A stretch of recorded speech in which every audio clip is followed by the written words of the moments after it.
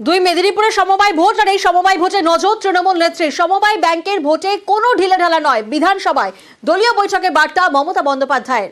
দুই মেদিনীপুরে সমবায় ভোটের যথেষ্ট প্রভাব বলেই তিনি বার্তা দিয়েছেন। পূর্ব মেদিনীপুর নিয়ে বৈঠকে বার্তা তৃণমূল নেত্রীর। কাঁথির সমবায় ভোটে অখিল গিরিকে বাড়তি দায়িত্ব দেওয়া হচ্ছে।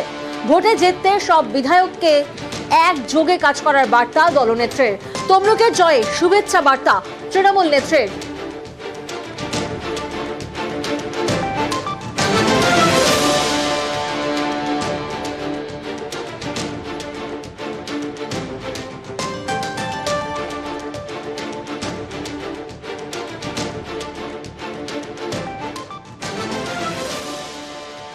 আর এবার ব্যাংকের ভোটে আধা সেনা সিসি ক্যামেরা। কাঁথির সমবায় ব্যাংকের ভোট আর সেখানে আধা সেনা মোতায়েনের নির্দেশ। কাঁথির সমবায় ব্যাংকের ভোটে সিসি ক্যামেরা, সমবায় ভোটে আধা সেনার নির্দেশ সুপ্রিম কোর্টের। প্রতিনিধি মৈত্রী এই মুহূর্তে আমাদের সঙ্গে রয়েছেন। মৈত্রী, আমরা দেখছি যে সাম্প্রতিক অতীতে এমন ঘটনা ঘটেনি, এই প্রথম রাজ্যে যেখানে ব্যাংকের ভোট আর সেখানে আধা সেনা মোতায়েন করা হচ্ছে। কি নির্দেশ সামনে এসেছে সুপ্রিম কোর্টের তরফ থেকে?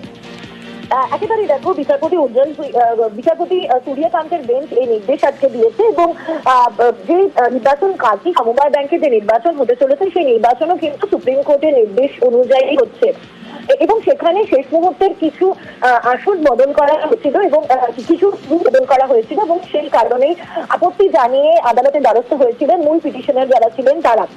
এবং সেই জায়গায় দাঁড়িয়ে আদালতের তরফ থেকে নির্দেশ দেওয়া হয় যে 5টি বুথ নতুন জায়গা পরিবর্তন করার পর হয়েছে সেই 5টি বুথে আধা সেনা মোতায়েন থাকতে হবে এবং এই ভোটের মোট 241টি বুথ রয়েছে সেই সবকটাতেই সিসিটিভি মনিটরিং রাখতে হবে।